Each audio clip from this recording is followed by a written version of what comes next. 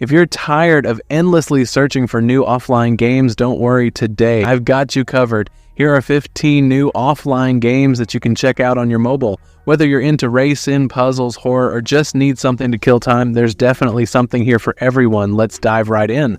Number 15, Superliminal. This game takes you into a dream world where you can manipulate objects by resizing them to solve puzzles. It's a simple idea, but the way you interact with the environment makes it super fun. The graphics are pretty solid, and the puzzles definitely keep you engaged.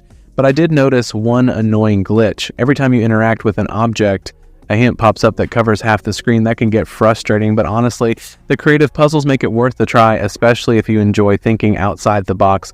Number 14, Naruto Ultimate Ninja Storm. For Naruto fans like me, this game is a real treat. It's got smooth gameplay, cool combos, and special attacks that make it feel just like the anime. There's a story mode that follows the original Naruto saga, and a battle mode to test your skills with different characters and maps. It's a premium game, so you'll have to pay for it, but if you're a true Naruto fan, it's definitely worth it for the nostalgia alone.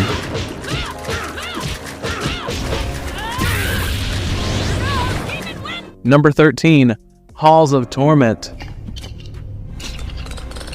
I found this one super addictive. It's kind of like Vampire Survivors, where you're exploring the underworld, leveling up, and unlocking new maps and characters. The difficulty is no joke. You have to be strategic about picking your level up bonuses to maximize your attack. I ended up sinking hours into this game without even realizing it.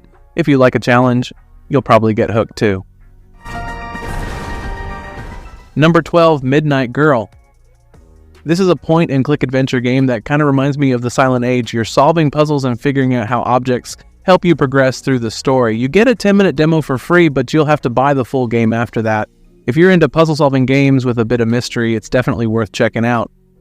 Number 11, Var Horror Escape 360. It's not the scariest horror game out there, but it still gives you a creepy vibe. You're stuck in rooms trying to find objects to help you escape.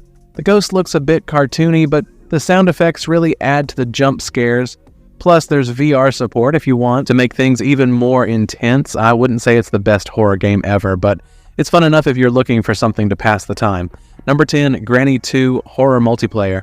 In this game, you're trapped in a house with this creepy old guy trying to escape without getting caught. You can play solo or in multiplayer mode, which adds a fun twist. While it didn't scare me as much as I expected, the tension of trying to avoid Grandpa definitely kept me on edge. I found it a bit challenging, but if you're a fan of the Granny series, you might enjoy this one. Number 9, Epicars. This game is still in its early stages, but it's showing a lot of promise. The comic-style graphics are unique for a racing game, and the gameplay is smooth. Right now there aren't many maps or cars, and you can only race against friends by sharing a link. If they add bots and more maps, I can see this game becoming a real hit. Number 8, Cowboy Survival Horse Shooting. If you're into cowboy-themed games, this one's for you. You ride around on a horse, follow a story, and shoot stuff. It's pretty basic, but still fun. The controls felt a little clunky to me, and the game isn't groundbreaking, but it's still worth a try if you like cowboy-themed games. Number 7, Crime Scene Cleaner. I was surprised at how detailed this simulator is. You're cleaning up crime scenes and it's super realistic. You're mopping up blood, washing your tools, and even packing bodies. There's a lot of missions and you can buy better tools to get even more efficient. If you like simulation games that really get into the nitty-gritty, you'll love this one. Number 6, Machinika Atlas. If you love puzzle games, this is one you've got to try. You're stuck on an alien ship and solving puzzles to escape.